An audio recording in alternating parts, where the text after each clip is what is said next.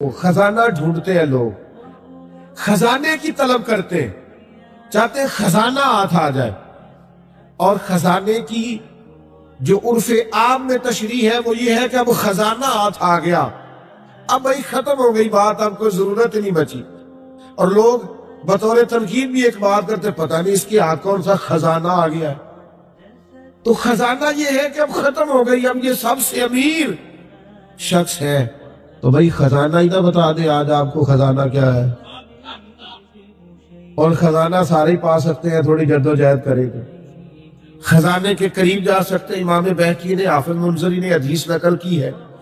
حدیث کے راوی حضرت جابر ابن عبداللہ رضی اللہ تعالیٰ عنہ ہے. حضرت جابر ابن عبداللہ رضی اللہ تعالیٰ عنہ فرماتے ہیں نبی کریم علیہ السلام نے فرمایا قناعت ایک ایسا خزانہ ہے جو کبھی ختم ہی نہیں ہوگا، ہمیشہ تمہارے پاس ہی رہے گا. اتنا بڑا خزانہ ہے قناعت، جو تمہارے پاس ہے اس پہ راضی ہو جاؤ. یہ وہ خزانہ ہے، حضور فرماتے ہیں کبھی ختم ہوگا ہی نہیں. تمہارے پاس ہمیشہ فراوانی رہے گی، وسعت رہے گی، تمہارے پاس بہت کچھ رہے گا. شرط یہ ہے کہ تم قناعت اختیار کرو. حضرت شفیق بلخی رحمۃ اللہ تعالیٰ علیہ سے ایک شخص نے آ کے کہا تھا حضور میں بے چین بڑا رہتا ہوں، بے قراری بڑی ہے، اضطراب بڑا ہے، دل بڑا پریشان رہتا ہے.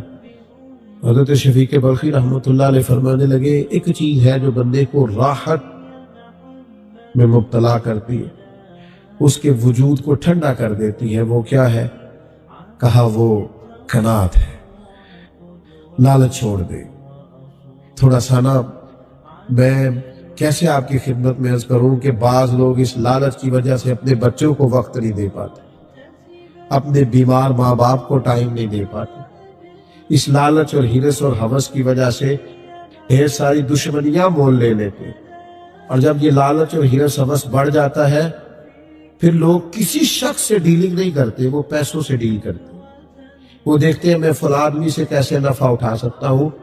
مومن کی جو ایک خوبصورت روحانی معنوی اور حسین زندگی ہوتی ہے وہ اس زندگی کا لطف نہیں پا پاتے. کیوں؟ اس لیے کہ ہر چیز کو پیسوں میں تولتے، ہر چیز کو شہرت میں تولتے، ہر چیز کو خود پسندی میں، تعریف میں تولتے. تو کرے، محنت کرے، جدوجہد کرے، آگے بڑھے. شاہ فرید الدین عطار رحمۃ اللہ علیہ کہتے ہیں میں تصوف، طریقت، معرفت کے راستے میں آنے سے پہلے نا عطر بیچتا تھا. عطار عطر فروش کو کہتے ہیں. میں عطر بیچتا تھا تو میری دکان پہ ایک بزرگ آئے جو میری توبہ کا سبب بنے.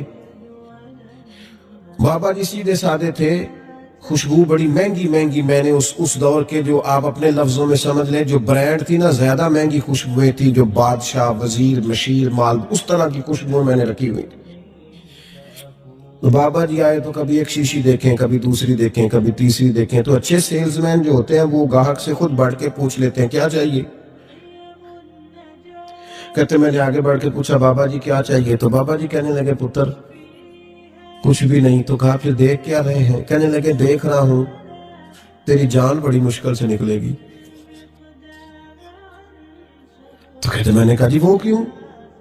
کہنے لگے اتنا مال جمع کیا ہے، جب تم مرنے لگے گا کبھی یہ والی بوتل یاد آئے گی، کبھی یہ والا شو کیس یاد آئے گا، کبھی یہ والا، نہیں سمجھ آئی؟ یعنی کبھی یو بی ایل والا اکاؤنٹ یاد آئے گا، کبھی مسلم کمرشل والا، اب آ گئی یہ سمجھ، کبھی وہ جناب وہ ایچ بی ایل والا یاد آئے گا. تو بڑی مشکل ہو جائے گی، تو کیسے مرے گا؟ تو کہتے ہیں میں دنیا دار تھا، مجھے غصہ آیا، میں نے بڑے تلخ اور طنزیہ لہجے میں کہا میری جان تو مشکل سے نکلے گی تو تیری کیسے نکلے گی؟ کہتے بابا کہنے لگا بیٹا ادھر آنا باہر. میں سین میں آیا، وہ زمین پہ لیٹا، اس نے کلمہ پڑھا اور اس کی روح پرواز کر گئی. میری یوں نکلے گی، عرش فرشتے بانگا مل گیا نہیں تے مکے پہ گیا شور. بلے شاہ ایسا نہیں مرنا، یہ تے مر گیا ہی کوئی اور، ایسے نکلے گی میری. کہتے ہیں اس نے کلمہ پڑھا اور روح پرواز کر گئی. میں نے کفن دفن کا بندوبست کیا، ساری رات میں سوچتا رہا یہ بھی منظر ہوتا ہے دنیا میں، اتنی آسانی سے شخص چلا گیا. فرماتے ہیں بس پھر میں نے بھی صبح خیرات کی، کاروبار کو اتنا کیا جتنی مجھے ضرورت ہے، اور پھر میں نے بھی اپنا زیادہ وقت اپنے رب کی رضا کے لیے گزارنا شروع کیا۔ عزیز دوستو، دنیاوی مال و متاع کا پیار خوف پیدا کرتا ہے، خوف۔ اور میں آپ سے عرض کروں، ریاکار بھی بزدل ہوتے ہیں، وہ بھی موت سے ڈرتے ہیں۔ جو کچھ کیا دکھلاوے کے لیے کیا، اخلاص ہے ہی نہیں۔ مخلص بندہ کبھی موت سے ڈرتا، چھپا چھپا کے نیکیاں کی ہیں، چھپا چھپا کے قرآن پڑھا ہے، چھپا چھپا کے تلاوتیں کی ہیں، چھپا چھپا کے درود پڑھا ہے، کونوں میں بیٹھ بیٹھ کے نعتیں سن کے حضور کی یاد میں رویا ہے۔ اس نے کسی کی مدد کی ہے تو اس نے بڑی چھپا چھپا کے کی ہے، نیکیاں مخلصانہ ہے۔ اس لیے یہ بندہ موت سے نہیں ڈرتا، یہ بہادر ہوتا ہے، طاقتور ہوتا ہے، اس کے مزاج کے اندر کمزوری نہیں ہوتی، اسے پتہ ہوتا ہے کہ میں نے یہاں کے لیے جمع نہیں کیا، میں نے تو وہاں کے لیے جمع کیا ہوا ہے، لہٰذا یہ دوڑتا ہے، یہ ڈرتا نہیں۔ اور پھر زیادہ لوگ وہ ڈرتے ہیں موت سے جو موت سے نہیں ڈرتے، اپنے اعمال سے ڈرتے ہیں۔ انہیں پتہ ہوتا ہے دنیا میں تو گناہ چھپے ہوئے ہیں، مار گئے تو کھل جائیں گے، وہ ڈرتے ہیں۔ جن لوگوں نے اپنے کردار کو باعظمت نہیں کیا ہوتا، باوقار نہیں کیا ہوتا، کردار میں خوبصورتی اور حسن نہیں پیدا کیا ہوتا، وہ لوگ ڈرتے ہیں موت سے۔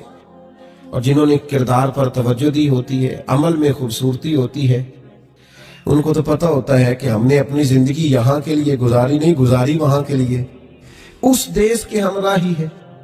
تو یہ لوگ موت سے ڈرتے۔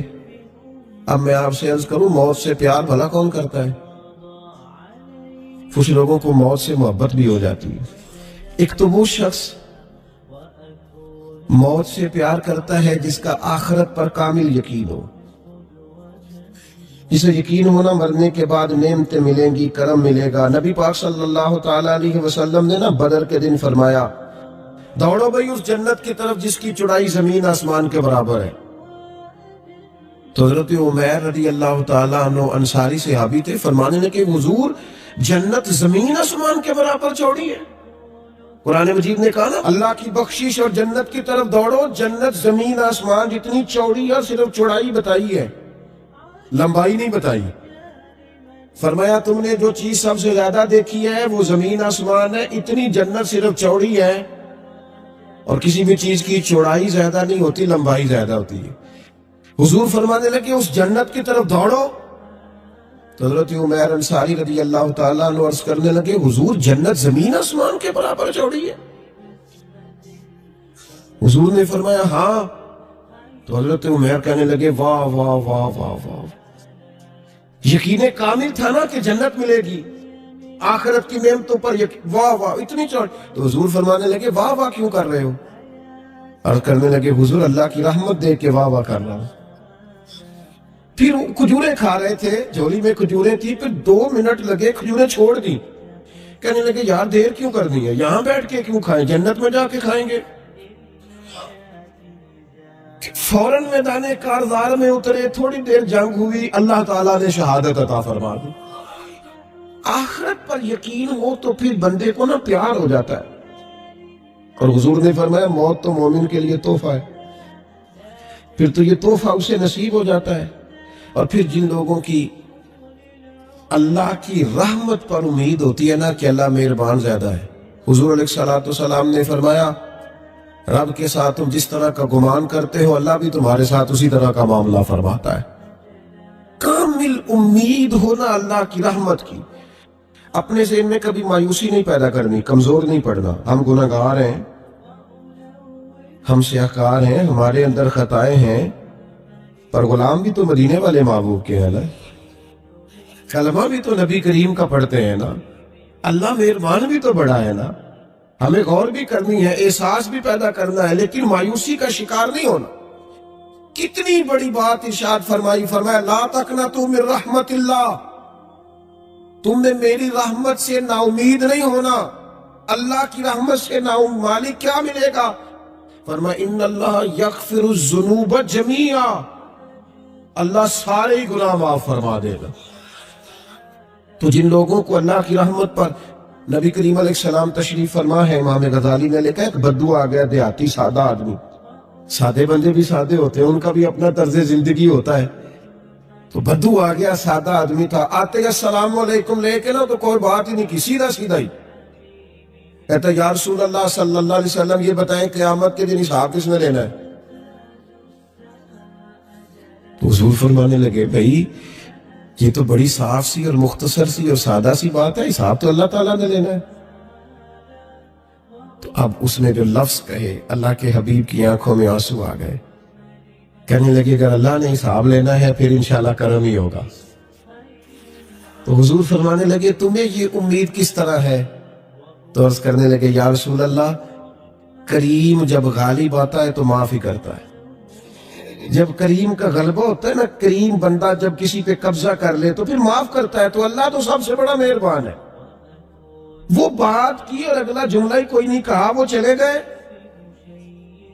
تو حضور علیہ السلام نے اب اس بات پر رزلٹ دیا، فرمانے لگے کریم محبوب بندہ سادہ تھا، بات بہت بڑی کر گیا ہے، بڑی بات کر گیا، سادہ آدمی تھا۔ میرے عزیز اللہ کی رحمت پر جن لوگوں کو امید ہو انہیں موت سے ڈر، اور پھر جن کو محبوب کی ملاقات کا شوق ہو نا، ہم نے جان دے دی وعدہ دیدار پر، ہم سے وعدہ کیا گیا تھا کہ تم مرو گے نا تو تمہیں دیدار ملے، تو ہم نے جان ہی دے دی وعدہ دیدار پر، جان ہی دے دی وعدہ دیدار پر۔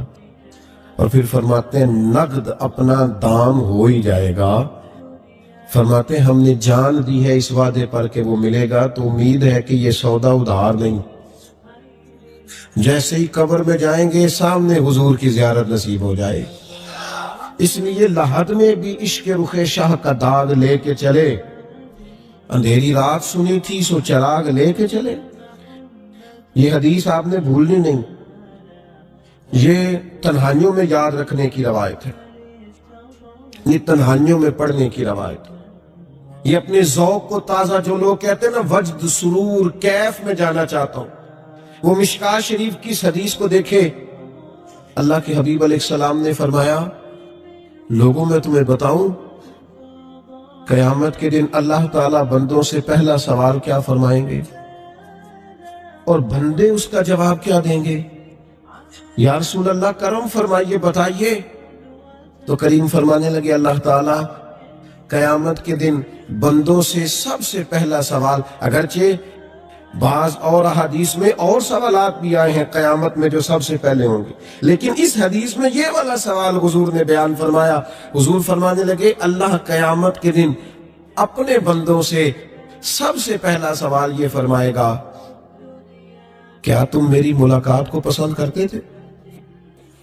اوئے ہوئے ہوئے، کیا تمہارا ملنے کو جی چاہتا تھا؟ کبھی اے حقیقت منتظر نظر آنا لباس مجاز، اقبال کہتے ہیں تیرے کرم اتنے ہیں دل کرتا ہے تجھے دیکھیں، کبھی کبھی اے حقیقت منتظر نظر آنا لباس مجاز میں، لاکھوں سجدے تڑپ رہے ہیں میری جبین نیاز میں، تمہارا دل کرتا تھا مجھ سے ملنے کو؟ حضور فرماتے بندے عرض کریں گے مالک بڑا دل کرتا تھا۔ تو پھر اللہ فرمائیں گے یہ گفتگو کی معنویت تو دیکھو یار، اس کا حسن تو دیکھو۔ اللہ پھر پوچھیں گے کیوں دل کرتا تھا تمہارا؟ دل کرتا تھا تو کیوں کرتا تھا؟ عرض کریں گے مالک اس لیے کہ ہمیں امید تھی کہ تو معاف بھی کر دے گا، رحمت بھی فرمائے گا، اس معافی کی امید پر دل کرتا تھا تو ملے۔ حضور فرماتے ہیں پھر رب فرمائے گا مجھ پر واجب ہے، میں نے اپنے کرم سے واجب کر لیا ہے کہ آج تمہیں جنت عطا کروں گا۔ یہ جو ملاقات ہے نا، ملاقات کہ وہ ملیں گے، ان سے ملاقات ہو۔ عمر بیت گئی نا نام جپتے، عمر بیت گئی نا تذکرہ کرتے۔ ہم سے بھی لوگ پوچھتے ہیں کیا کمائی کی، کیا زندگی میں حاصل کیا، تو ہم کہتے ہیں شرق سے غرب تک، ملک کے کونے سے لے کر دوسرے کونے تک مدینے والے کی بات کی ہے۔ हुजूर का जिक्र किया है। नबी पाक के और मैं अपनी हयाती तो कुर्बान थी, वहां सारी मोहम्मद मोहम्मद पकींदे गुजर गई सारी। ये एजाज है, ये करम है। अब क्या होता है, गुनहगार लोग हैं, इतना बड़ा दावा तो नहीं कर सकते, लेकिन दिल तो चाहता है ना कि चलो जिसका नाम लिया है उसकी कभी जियारत भी हो, कभी मुलाकात भी हो, कभी नजर करम भी हो।